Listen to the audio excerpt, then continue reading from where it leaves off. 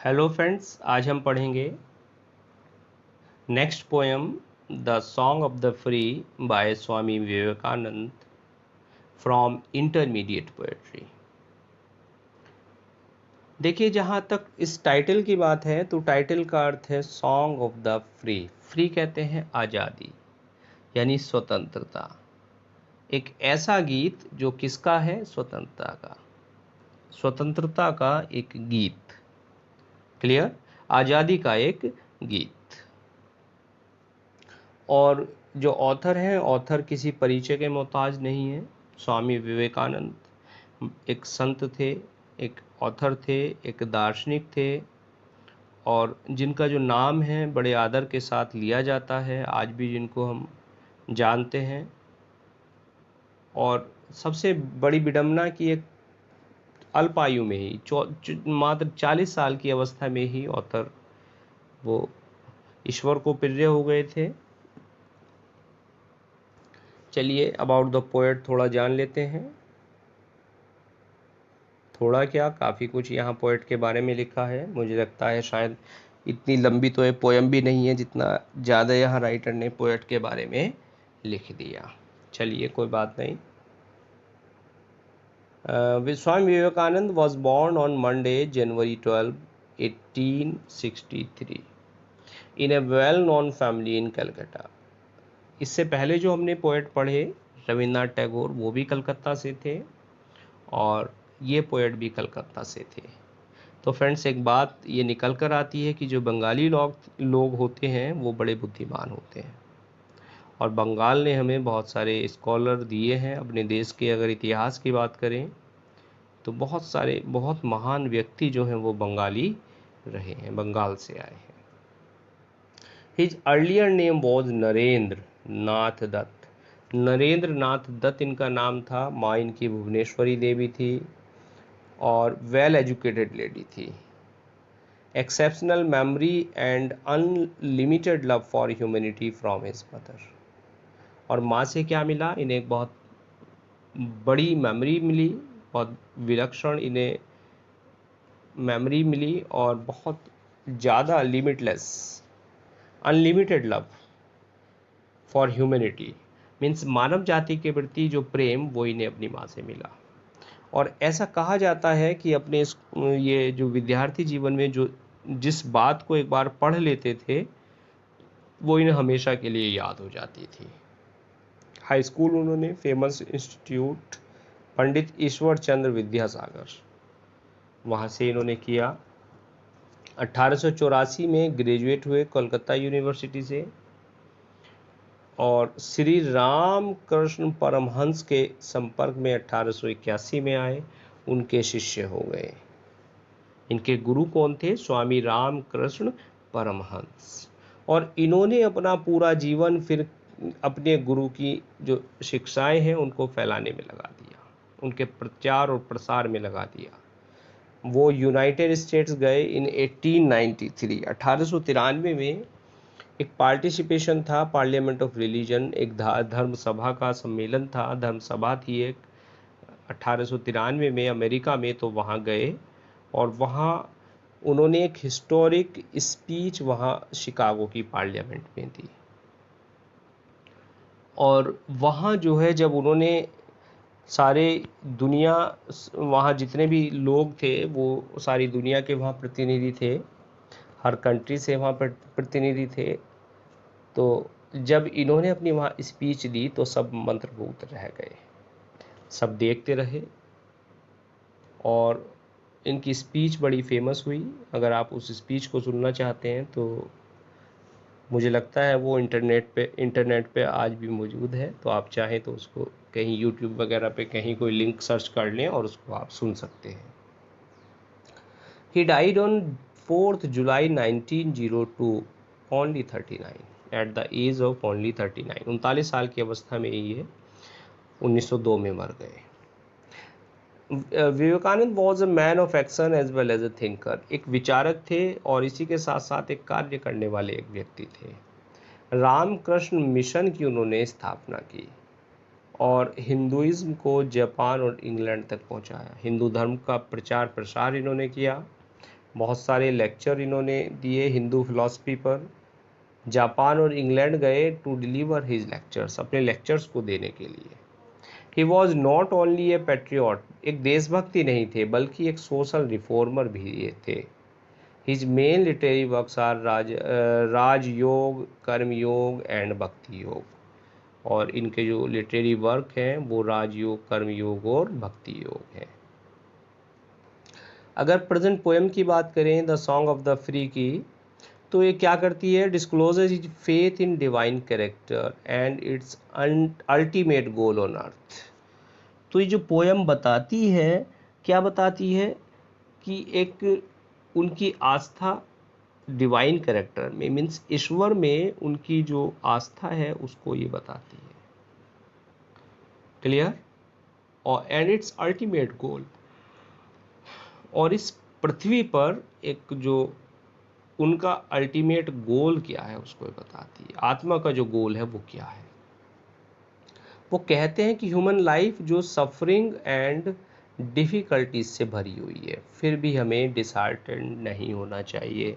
Means इस जीवन में बहुत सारी पीड़ा, मुसीबत, कष्ट, कठिनाइयों से जीवन भरा हुआ है, लेकिन हमें इन सारी बातों से, हमें ईश्वर में हमारा विश्वास रहना चाहिए और हमें इन चीज़ों से भयभीत नहीं होना चाहिए। The world is full of pain, misery, but one who believes in God is not afraid to all these.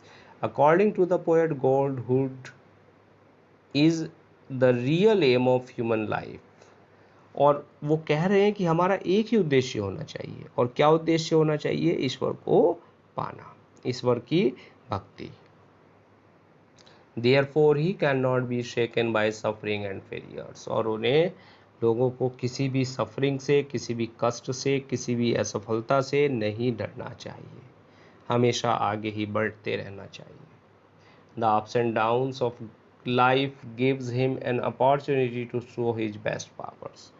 और ये कह रहे हैं कि हमारे जीवन में जो उतार चढ़ाव आते हैं, जो भी हमारे जीवन में कठिनाइयाँ आती हैं, वो हमें हमारा सबसे अच्छा करने के लिए हमें प्रेरित करती हैं, वो हमारा बेस्ट करने के लिए हमें प्रेरित करती हैं। It is our duty that we should have faith in our divine soul in all circumstances.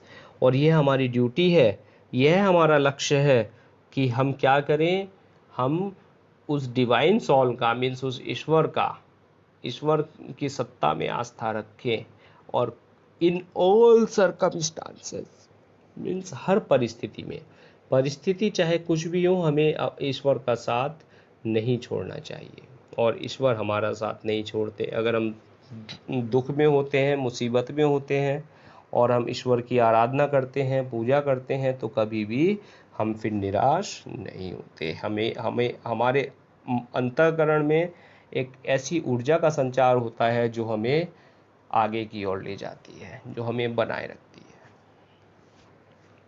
Clear है फ्रेंड्स? तो समझ आया आपको पोएम का जो केंद्रीय भाव था, जो सेंट्रल आइडिया था। चलिए फर्स्ट स्टेंजा लेते हैं। The wounded snake its hood unfolds, the flame stirs up, does blaze, the desert air resounds the call। और एक लाइन रह गई है नीचे, चलो उसको बाद में पढ़ लेंगे, पहले इन तीनों को ही पढ़ लें। The wounded snake its hood unfolds. देखिए, जो वुंडेड कहते हैं घायल, और स्नेक कहते हैं सांप, और अनफॉल्ड कहते हैं फन उठाना। कि जब एक सांप होता है, जब वो घायल होता है, तब वो क्या करता है, अपने फन को लहराता है। मीन्स जब एक सांप को आघात पहुंचाया जाता है, चोट पहुंचाई जाती है, तो वो अपना फन खड़ा कर लेता है। क्लियर है पहली line? The flame stirs up doth blaze. और जब आग होती है, जब अग्नि प्रज्वलित होती है, तब क्या होता है, यदि उसको हवा दी जाए, स्टिरअप कहते हैं हवा देना, कि जब आग होती है, आग को अगर हवा लग जाती है, हवा दी जाती है, तो वो क्या होती है, वो ब्लेज हो जाती है। ब्लेज कहते हैं बर्न ब्राइटली, मीन्स वो और तेजी से जलने लगती है, जिसे कहते हैं भड़कना।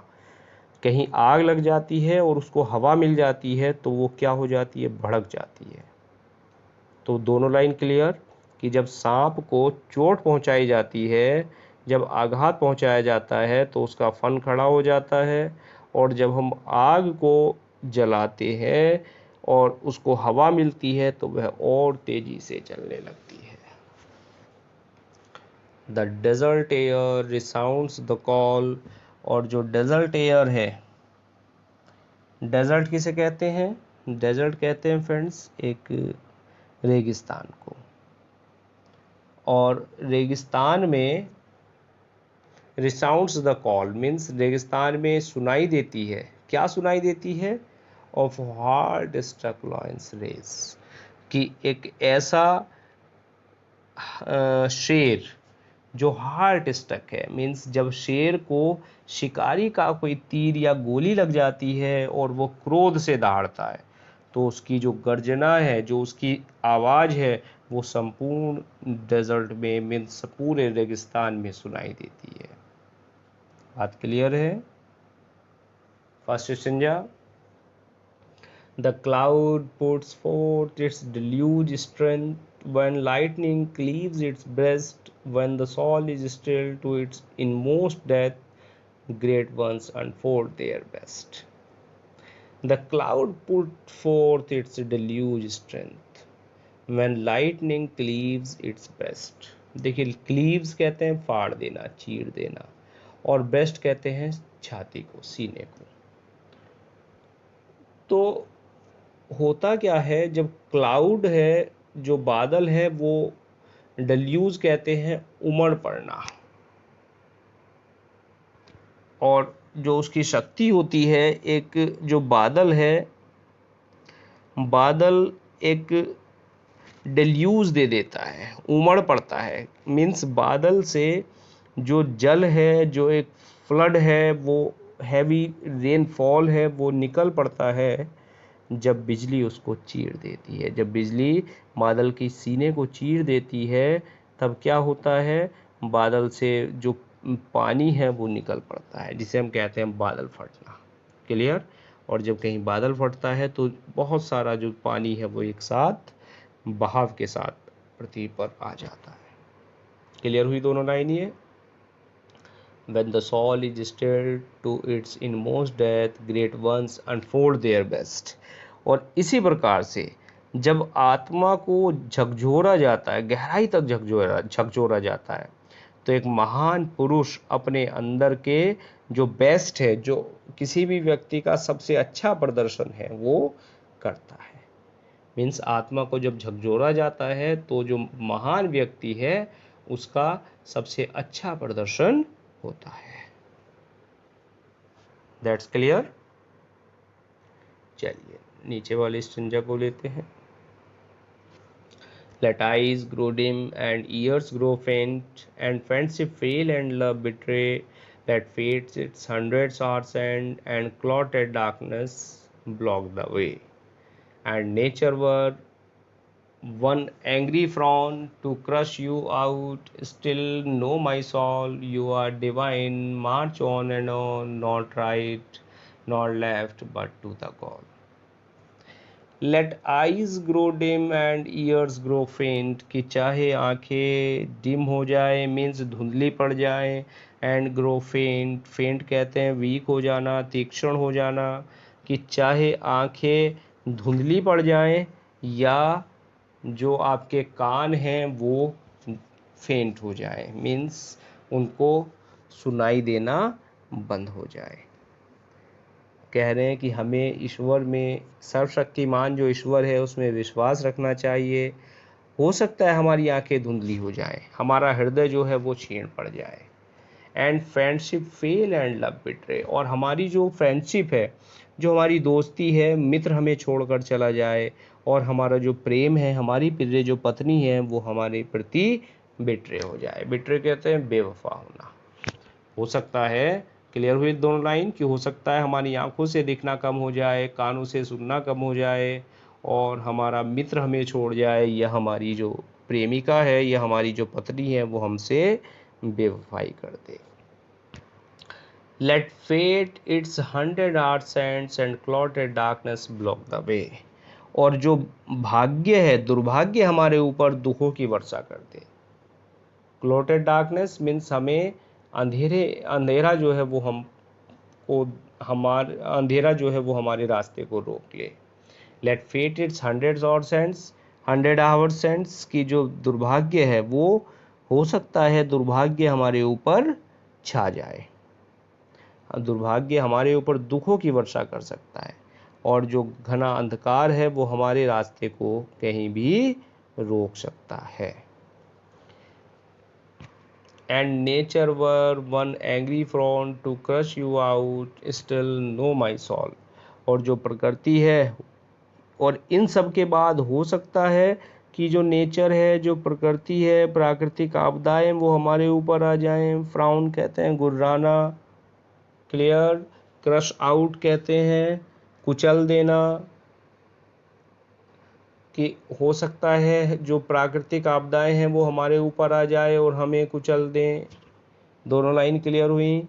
स्टिल नो माई सोल, लेकिन मेरे मन, मेरी आत्मा, तुम इस बात का ध्यान रखना। क्या ध्यान रखना? कि you are divine, march on and on, not right not left but to the goal. लेकिन वो कह रहे हैं कि आत्मा को मैं पहचानता हूँ, मेरी आत्मा जिसमें ईश्वर का एक अंश है, और मुझे कहते हैं कि मेरी आत्मा तू ये याद रखना। क्या याद रखना? कि यू आर डिवाइन, कि तुम पवित्र हो, तुम दैवीय हो। मार्च ऑन एंड ऑन, तुम आगे बढ़ती रहना। मेरी आत्मा, मेरे मन, तुम मत घबराना, तुम आगे बढ़ते रहना, न दाएं न बाएं, बल्कि लक्ष्य की ओर सीधे बढ़ते रहना। कि मुझे तो अपने लक्ष्य पर पहुंचना है, तुम्हें अपने लक्ष्य पर पहुंचना है। उस लक्ष्य पर आप साहस पूर्वक उस लक्ष्य की ओर बढ़ती रहना, और किसी भी सांसारिक विपदा से, किसी भी सांसारिक परेशानी से तुम मत डरना।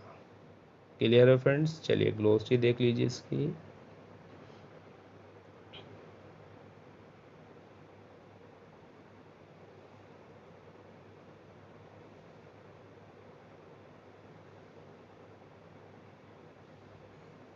पोएम में मज़ा आ रहा होगा, आई होप।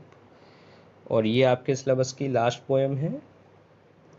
इसके बाद हम जो आगे का पोर्शन है उसको स्टार्ट करेंगे। और फ्रेंड्स, आपसे एक रिक्वेस्ट, अगर आपने चैनल सब्सक्राइब नहीं किया है तो चैनल सब्सक्राइब करें, और जो वीडियोस आप देख रहे हैं वो अपने फ्रेंड्स को शेयर करें, लाइक करें। चलिए, तो मिलते हैं नेक्स्ट वीडियो में, नेक्स्ट लेक्चर में कुछ और नई चीज़ों के साथ। Now thanks for watching this video.